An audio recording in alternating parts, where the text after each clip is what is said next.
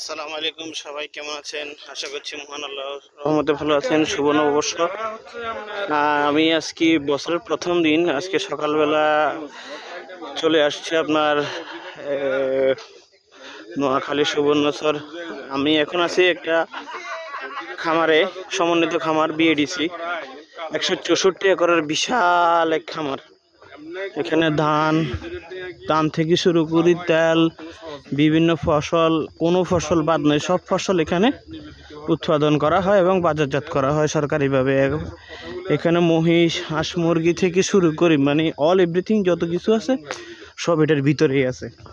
যে আপনি যে কোনো বিষয়, যে কোনো জাত, যে কোনো চারা, যে কোনো কিছু আপনার প্রয়োজন যদি হয় তাহলে এখানে আসলে হয়তো ওনারা এটা দেখাই দিবে, বা ওনাদের কাছে যদি থাকে ওনারা দিবে। কিন্তু আপনি যা বুঝলাম, আসলে কৃষি অনেক বিশাল একটা জিনিস।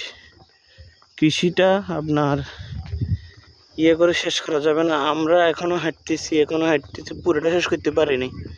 পুরোটা শেষ করতে মনে হয় প্রায় 2-2.5 ঘন্টা 3 ঘন্টা লাগে যাবে। 164 একরের বিশাল বাগান।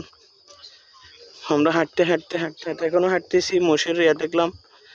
এরপরে এই যে পুরোটা সব চাষের এবং বীজতলার জন্য তারা প্রস্তুত করতেছে, রেডি করতেছে। এই পাশে ওয়াল, যাতে বাইরের মানুষ এখানে না ঢুকতে পারে। ভাই 164 একরের বিশাল এরিয়া।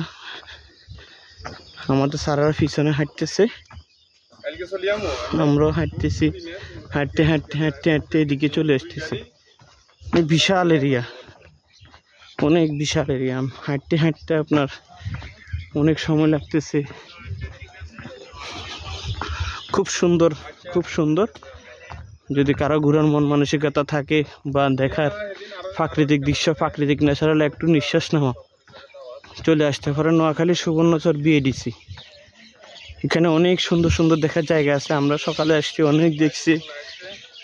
এই যে পাখির কলকাকলি, কলতান, বিশাল রাস্তা, মানে মাঠের ভিতর দিয়ে বড় রাস্তা। এখানে আপনি হাঁটতে হলে অনেক পরিশ্রম লাগবে। আমি এখানে কিন্তু দাঁড়িয়েছিলাম 4 রাস্তার মাথায়। এটা খামারের ভিতরে। এদিকে রাস্তা, চতুর্দিকে রাস্তা। বিকালবেলা সূর্য মামা ডুবে গেছে। এখানে হাঁটতেছি, পশু পাখির কলকাকলিত, মুখরিত, নারকেল গাছ। অসাধারণ এক দৃশ্য। মানে আমি এর আগে এরকম বড় খামার দেখছি বলে মনে হয় না, আমি দেখিনি। এই আর কি অবস্থা। তো ঠিক আছে, ইনশাআল্লাহ এটা আমার ইউটিউব চ্যানেলে ছাড়বো। ভিডিওটা দেখবেন, দেখলে নিশ্চয়ই আপনাদের অনেক ভালো লাগবে।